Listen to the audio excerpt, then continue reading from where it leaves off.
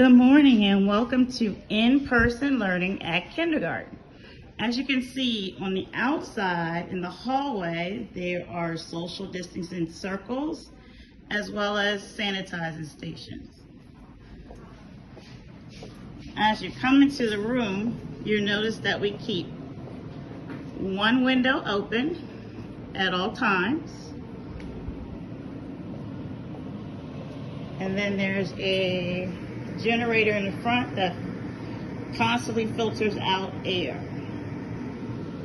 The students aren't able to share any of their resources, so each of them has a bin beside their desk. So we just finished breakfast, so now everybody is going to wipe their desks.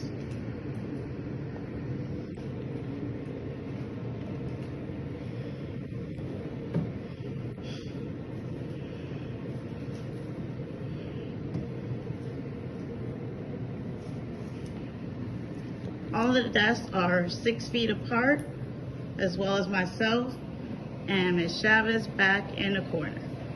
All right, thanks for visiting us.